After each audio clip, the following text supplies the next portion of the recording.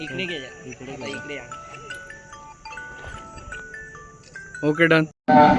आपल्याला मदत केली आहे आणि मदत करत असताना तुम्हाला गुरांसाठी असेल, माणसांसाठी असेल किंवा इतर ओके.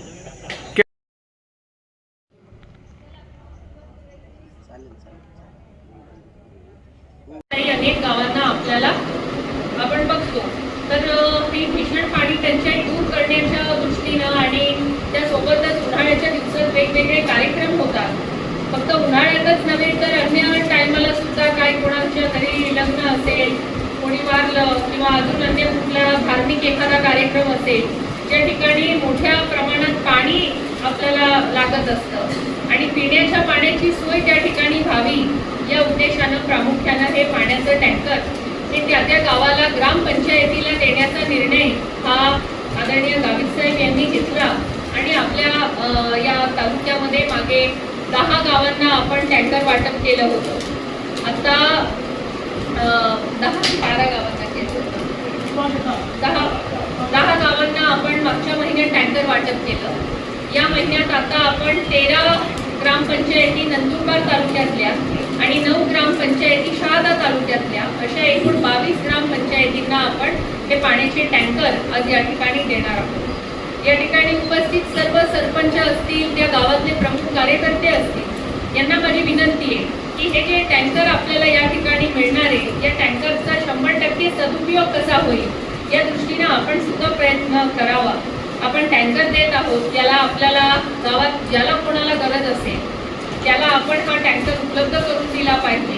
आणि मला असं वाटतं की सर्वात महत्त्वाचं काम म्हणजे आपण माणुसकीच्या दृष्टीने जे करू शकतो ते म्हणजे कोणालाही ज्याला गरज असेल त्याला पाणी उपलब्ध करून द्यायचं. आदरणीय गावित साहेब हे आपल्या नंदुरबार विधानसभेचे मागच्या 7 टर्मपासून आमदार आहेत.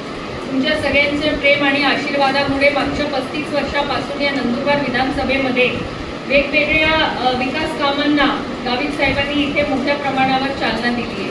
जेव्हा जेव्हा साहेबांकडे मंत्रीपद आलं, साहेबांनी फक्त नंदुरबार विधानसभाच नव्हे तर पूर्ण नंदुरबार जिल्ह्यासाठी त्यांनी अनेक विकास कामं केली.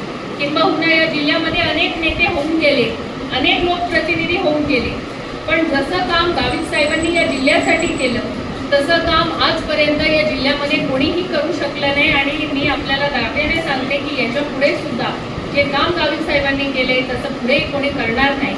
आणि एवढ्या मोठ्या प्रमाणावर आपल्या जिल्ह्यातले प्रश्न आहेत, या सगळ्या प्रश्नांना सामोरे जात असताना त्या ठिकाणी कुठल्या उपाययोजना केल्या पाहिजे, काय केलं पाहिजे आणि लोकांच्या अडचणी दूर कशा करता येतील, कुठलाही भेदभाव न करता साहेबांनी आपल्या प्रत्येक गावाला न्याय देण्याची भूमिका ठेवली.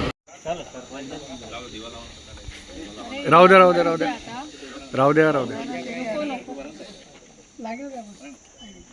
लागेल वारा नाही आहे ना.